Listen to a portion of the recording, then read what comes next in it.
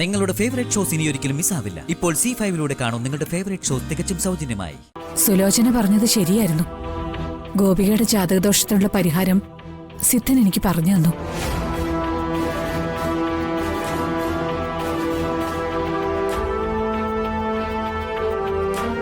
പരിഹാരം മറ്റൊന്നുമല്ല,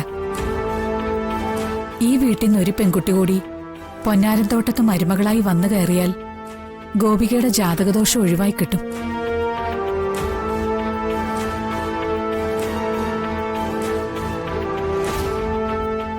അല്ല സുലോചനെ, നീ പറഞ്ഞ സിദ്ധൻ ആരാണ്? ഞങ്ങൾക്ക് പരിചയമുള്ള ആളാണോ? അത് പിന്നെ അമ്പലത്തിൽ വെച്ച് കണ്ട ഒരു സ്ത്രീയാ എന്നോട് ആ സിദ്ധനെ കുറിച്ച് പറഞ്ഞത്. എനിക്കും മുൻപരിചയമൊന്നും ഇല്ലായിരുന്നു. പക്ഷേ അദ്ദേഹം പറയുന്ന കാര്യങ്ങളൊക്കെ കൃത്യ അച്ചട്ട. അതുകൊണ്ടാ മാഡത്തോട് ഞാൻ... അതവിടെ നിക്കട്ടെ. എന്തായാലും പരിഹാരമാർഗം അറിഞ്ഞല്ലോ, അത് തന്നെ വലിയ കാര്യം. അപ്പോ ജാനകി പറഞ്ഞു വന്നതിന്റെ സാരാംശം ഇത്രയേ ഉള്ളൂ. ഗോപികയുടെ ജാതകദോഷം മാറ്റാനായി ഈ വീട്ടിൽ നിന്ന് ഒരു പെൺകുട്ടിയെ കൂടി മരുമകളാക്കാൻ ഞങ്ങൾ തീരുമാനിച്ചിരിക്കെ.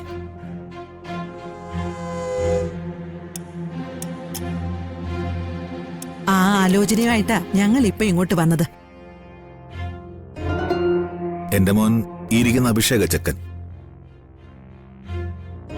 അഭിഷേകനെ കൊണ്ട് അഞ്ജിതയെ വിവാഹം കഴിപ്പിക്കാന് ഞങ്ങൾ ഉദ്ദേശിക്കുന്നത്.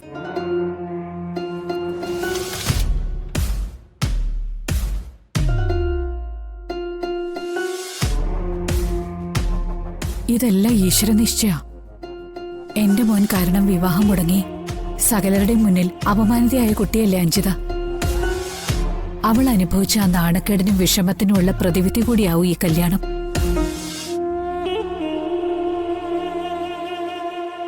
അമ്മേ,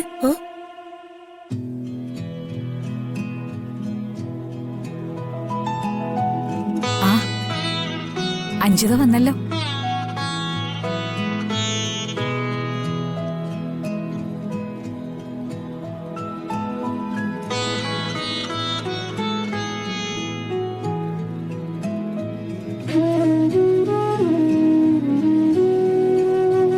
ചായ എല്ലാവർക്കും കൊടുക്ക.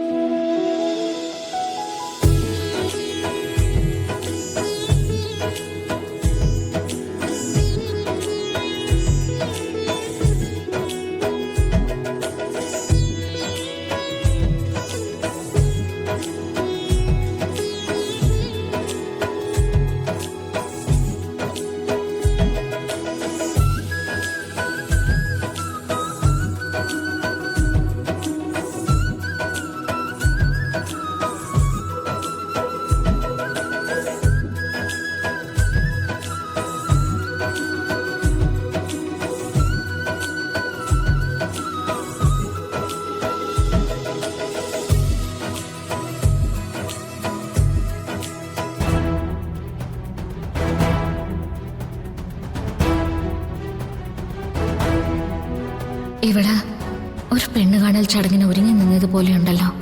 ഇതെങ്ങനെ സംഭവിച്ചോ? ഡൗൺലോഡ് ചെയ്യൂ C5 ആപ്പ്. കാണൂ എല്ലാ എപ്പിസോഡുകളും സൗജന്യമായി.